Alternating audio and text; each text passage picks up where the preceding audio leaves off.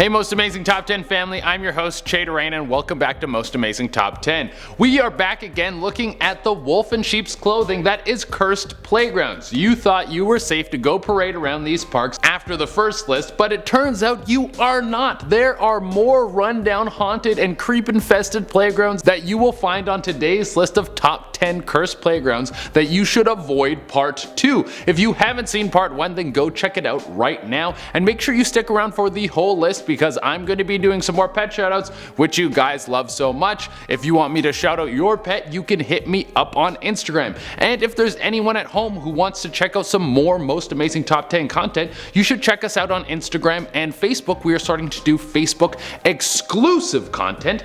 And without taking any longer, let's get into this list. At number 10, we have PONDEROSA Park, Fredonia, Arizona. A playground is supposed to be a vibrant place that kids can come to play safely. Not a scene pulled right out of an apocalypse movie that looks like it'll give you tetanus just from looking at it. The PONDEROSA Park is so spooky. It has been neglected for years and just the picture of it makes me feel like I am the last man on earth. Every piece of it is run down. The wood on the basketball backboards are faded and chipped away. The monkey bars and merry-go-round have been rusted over and the grass has decided to make this place its new home. But even the grass is yellow like it attempted to live there and then had the life sucked out of it. Most of the swings are broken and there have been reports of a boy wandering around the park at night. It's unknown if the boy might be real or a ghost. No one has worked up the courage to go up and talk to him, mostly because when people say they try to, he vanishes as soon as you get close. So I think it's safe to say that he's probably a ghost. At number 9, we have the ALPINE coaster in Tennessee,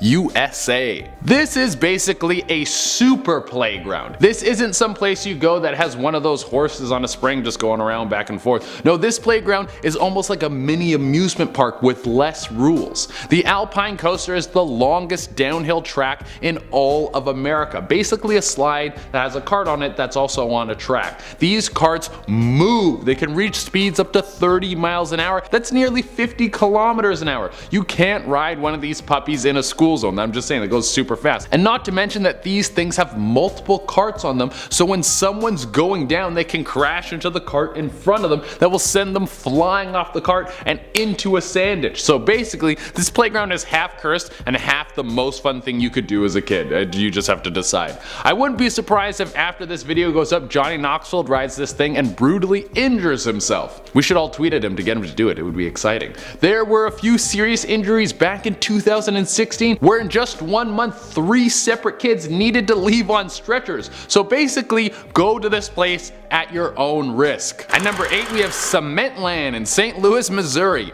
Right off the bat, that doesn't sound like a fun time. Hey kids, want to go to Cementland? Make sure you wear your mask so you don't breathe in any of the toxic fumes. They will make your lungs super hard. Well, this place isn't that dangerous that you can't even breathe there, but it's still a place you would never want to bring your kids. This place was the dream of a man with a very noble idea. It was supposed to be a park made to teach kids the importance of recycling by using only repurposed material. That's a pretty cool idea. The environment is a very important thing, guys, but the man who was in charge of the whole project, who was also the owner of the land, died before he was able to see his dream come true. Now the place just sits there as a massive death trap. There are no railings on any of the walkways, giant blocks of rocks, exposed metal, and loose dirt all over the place. And it's reported that the man who dreamt up the park, Bob Castelli, died in the park and his ghost walks around looking for ways he can finish the park. So this one is deadly and haunted. The perfect combo.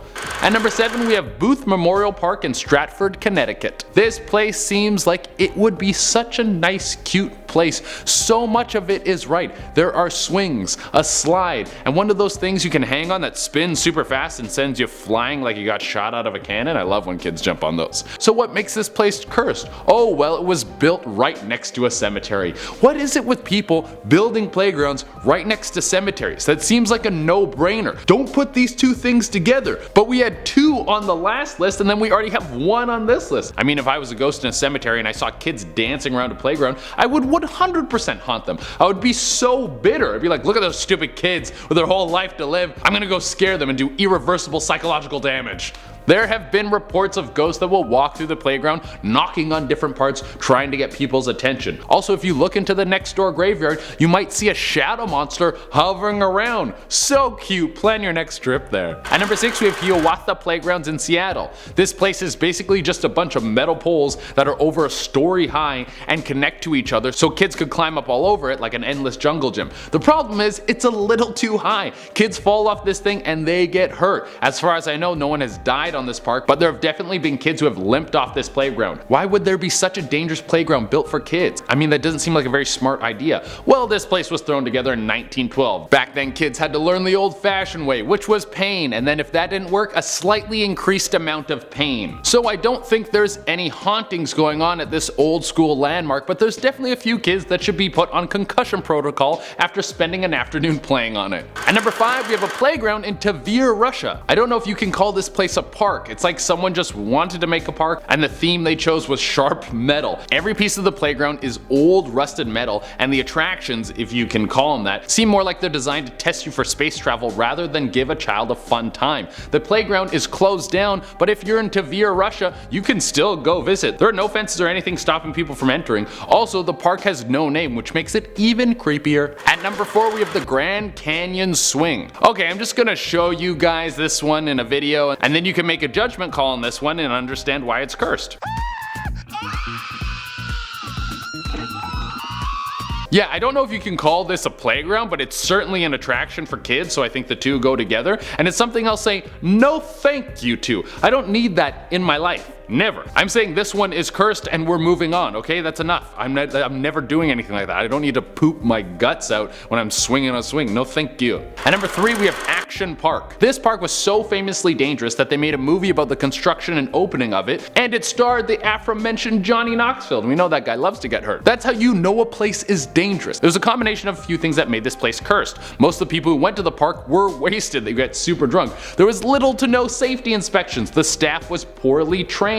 And it was in New Jersey. Ugh, I'm just kidding, I love you guys in New Jersey. But la pièce de résistance was the slide called the Cannonball Loop. Picture a slide that does a loop completely closed. In theory, crazy fun idea. But in reality, you end up smashing into the opposite sides as you go through the loop and severely hurt yourself. Now this park has been closed down and you can't go there anymore. If it was still open, it would definitely be number 1 on this list. And just a little extra to sprinkle on this, 6 people died at this park. At number 2 we have Spring Farm in Sydney, Australia. This place has been nicknamed Sunstroke Park. Right off the bat, you know you're gonna have a good time after you get the IV in your arms so you can get all those fluids put back into your body. Basically, they built a park in Australia, which is one of the hottest countries in the world, and they didn't put any trees or roofs or any objects to shield the children away from the sun. So kids are tasked with playing in the direct heat like they're crossing the Sahara. On top of that, there's some pieces on the playground that are painted with black paint, and I don't know if you know this,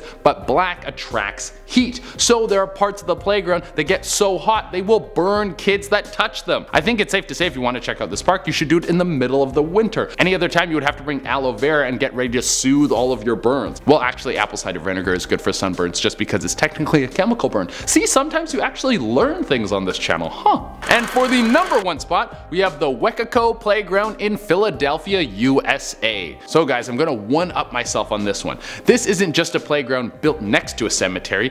They went ahead and built the bad boy right on top of a cemetery. Why beat around the bush and pretend you don't want it to be haunted? Just jump ahead and get the whole thing infected with ghosts until the end of time. Get the little kids dancing on the dead bodies. And this isn't just any old burial site. The Mother Bethel African Methodist Episcopal Church was using this spot for a long time. This has been the resting place for bodies of people who have passed on to the other side since the 1800s, and that means there is a good chunk of deceased that have made this place their final resting place. Now, how many people do you think are buried here? 400 people? 500 people? Think even higher. 900 people? Well, if you guessed anything close to that, you are way off. I'm gonna tell you that there are over 5,000 people underneath this playground. Just go for a stroll through this place and see what happens. I promise you won't be alone. Alright everyone, that is our list, and as promised, course, I'm going to be doing some more pet shoutouts. Remember, if you want me to shout out your pet, you can hit me up on Instagram. I pick new pets every day, so if you don't get picked one day, message back another day. If it takes me a while to get back to you, I'm very sorry. I have hundreds of these to do, so you can kind of keep messaging me, tag me stuff, I don't know, do whatever method you think will work the best. And without taking any longer, let's shout out some pets. First, we have Dominique's cat and dog. Two huge cuties. I love them both. Next, we have Carrie's dog, Dutch. This is a buff boy. He's strong. He's got muscles. This guy's bigger than me, man. Then we have Brian's cat, Misfit. This is such a cute cat, all tucked away. Mwah, love it. Jason sent in a picture of his dog, Diva. That dog has some good scruff. I love it. Then Jacob sent in a picture of Griffin. Very cool lizard. He seems chill. I like it. Claire sent in a picture of her team of pets. I love when you have a whole team like that hanging out. They seem like they would be such good friends. And finally, Michael sent in a picture of his dog, Batman. He's got a little sweater on, and I am wondering, I need to know if it has a bat signal, like a bat logo on it. I need to know. Alright everyone, that has been our list. Thank you all so much for tuning in. As always, I would love it if you could like, comment, subscribe, and hit the little notification bell. Until next time, I've been Shade Arena, and I'm gonna stay away from ghosts.